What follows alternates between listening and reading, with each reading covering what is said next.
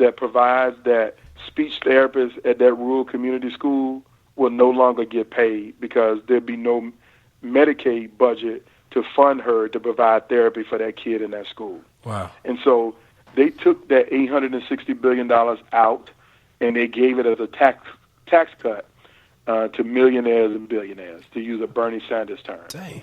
So that's the second thing that I would say is in there. The third thing that is in there is this whole provision that's really focused around pretending like if you have a pre-existing condition and the insurance company raises your premium, the government will subsidize you to give you some money to help you to pay the premium. So they put like $8 billion into it, what they call a high-risk pool. Yes. Okay.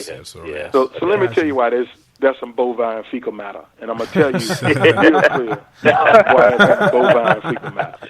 Okay, is when we passed the Affordable Care Act in 2010, there was actually a provision in the law that created a program called the Pre-Existing Condition Program, which is nothing but a high-risk pool to help people that have pre-existing conditions to buy coverage.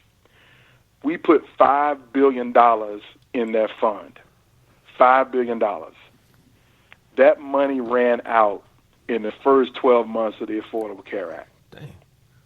Because there were so many people who had pre-existing conditions, who needed treatment, who needed premiums paid, and all that other kind of stuff. So they put $8 billion in there and were planning to spread it out over 5 years. Now, I just told you we spent $5 billion in 1 year. With a B. And they put a provision in there for $8 billion over 5 years. So it's like water out the ocean. Wow. Yeah.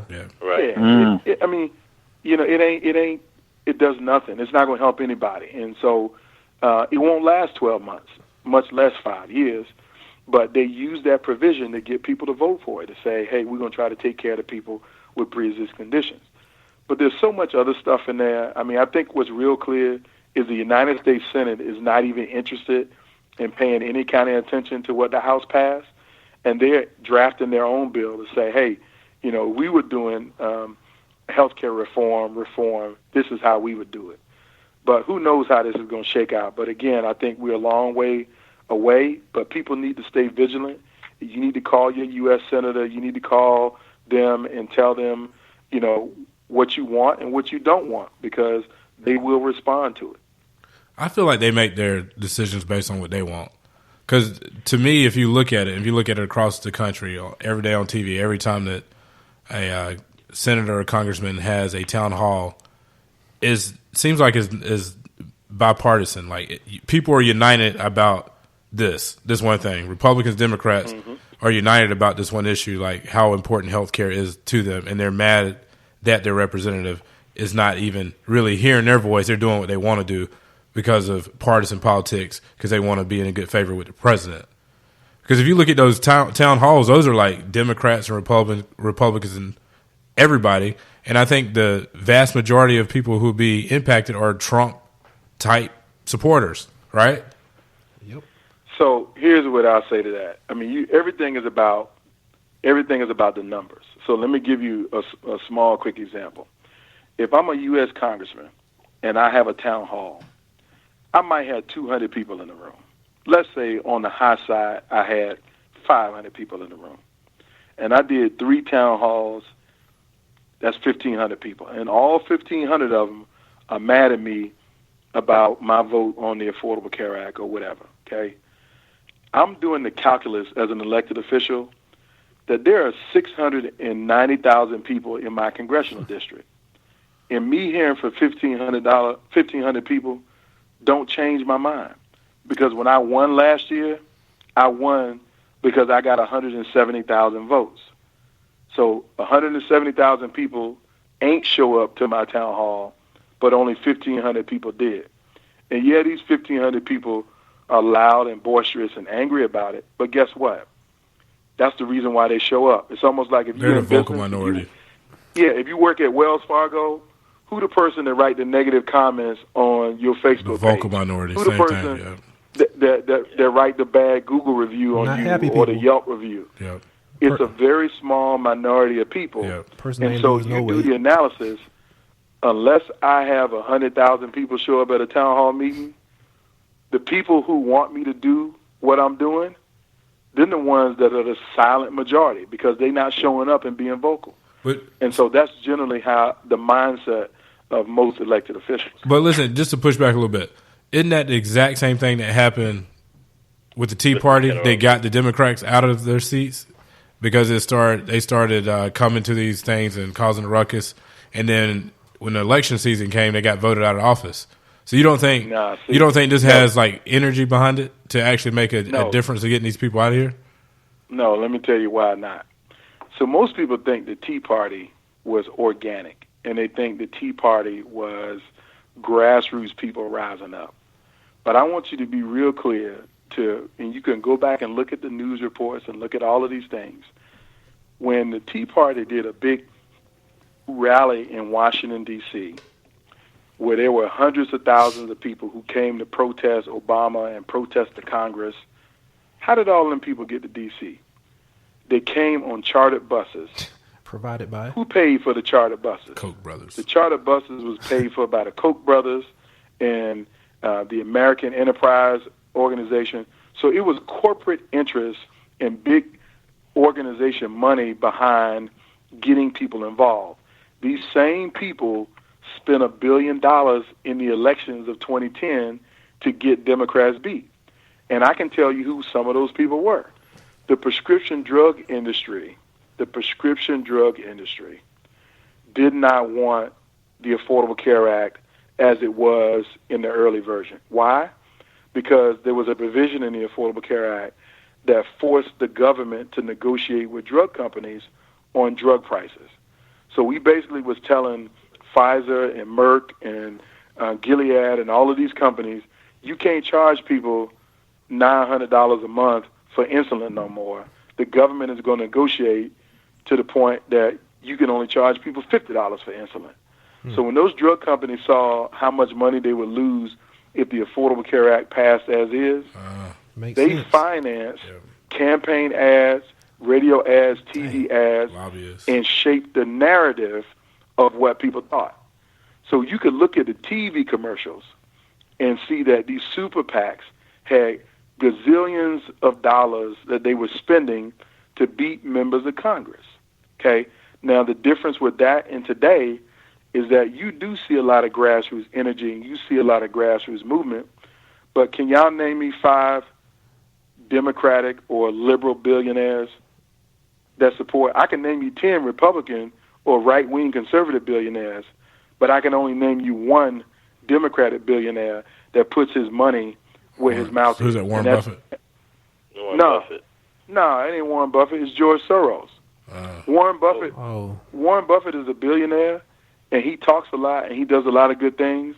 But Warren Buffett don't write no checks to no political campaigns. He don't write no checks to super PACs. You know, he's not funding the Help America Votes PAC. George Soros puts his money like that. But most billionaires, they don't care who in the office because they make money either way. Yeah. We just ran into the Koch brothers who were fully invested in doing something different. Gunn, is there any truth to so going to Soros? Is there any truth to that the claim that all of the riots and things that were happening when the election was going on, that he was funneling people into Ferguson and these different places to be rabble rousers, like busing people in to intentionally cause these issues to kind of shake up things? You heard that, right? Yeah, I definitely heard that. So here's what I say. There's degrees to truth to everything. And so let me explain it to you in a way that it will simplify it. In all of these communities, there have been grassroots groups for years fighting against police brutality and fighting against injustices. The same way I worked at a nonprofit for years that fought against injustice in the healthcare system. I've been out here since 1996 doing this work. And George Soros, as a funder, probably have gave my nonprofit a grant of $50,000 one time, or maybe $100,000 one time. And maybe they gave me that money 5 years ago, or maybe they gave me that money 5 months ago. And so if I showed up in Ferguson and I brought a busload of college kids to protest at Ferguson, and you saw that Anton Gunn is the executive director of South Carolina Fair Share, well, you can go look at my website and look at my tax return of my 501c3 and see that I received a grant from the George Soros Foundation, the Open Society Institute. And so people would then say, see, we told you George Soros was behind it, and he's bringing these rebel rousers in. But the reality is there's been grassroots groups and communities fighting against injustice for years. And we all scrape by with a little $250,000 budget where $25,000 or $50,000 may come from some rich, wealthy donor in New York or California somewhere. But it ain't like we got billions of dollars or even millions of dollars to do anything with. So the movement is 100% grassroots. It is people-powered. But you could easily see how somebody would make up a story and say George Soros was busing people into Gen 6, or he was busing people in, to Ferguson or to the Trayvon Martin rally in Sanford, Florida. And so there's kernels of truth to everything, and it doesn't really necessarily have to be accurate for somebody to try to make it a big deal. So that's the best way I can give it to you. Okay, I got a question too, Gunn. So how do you feel about Trump and his administration in his first 100 days? Because it's been crazy. So how do you feel about it? So I'll be real honest. After working for the 44th president of the United States and knowing him personally, Barack Obama is a friend of mine. He know my mom, he know my dad, he know my brothers, he know my wife. I know his wife and I know his daughter. So I'm close and personal to this man. And I watch how he exemplifies leadership and what leadership is. And how he's led in a significant way. And what I feel about how things are right now is that we don't have leadership. We have the antithesis of leadership. Yeah. We don't have anybody that understands what service is all about, or that understands what empowerment is all about, what legacy is all about.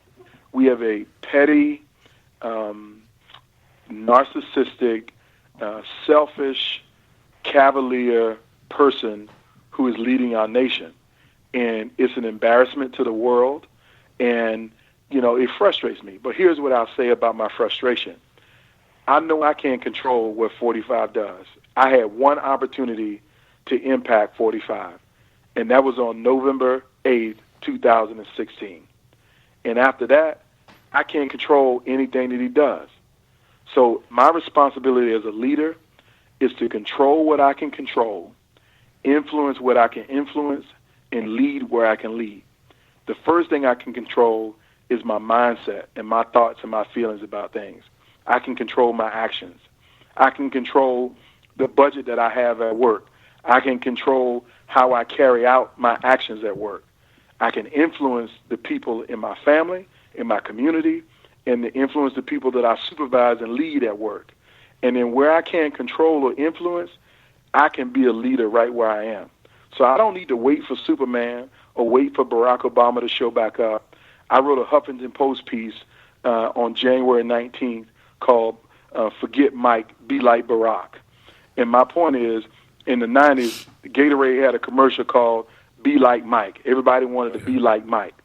And I'm saying 25 years later, we don't need to try to be like Mike. We need to try to be like Barack. And if we be like Barack Obama and lead the way he led our nation, if we lead our families that way, if we lead our companies that way, if we lead our lives that way, then what 45 does will become less and less consequential to what impacts us every single day in our lives.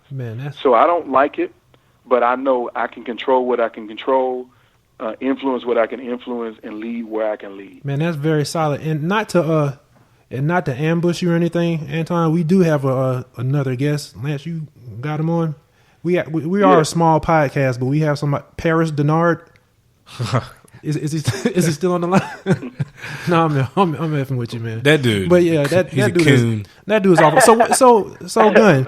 So you on Facebook all the time, and just reading your introduction, like I just commend you on just not going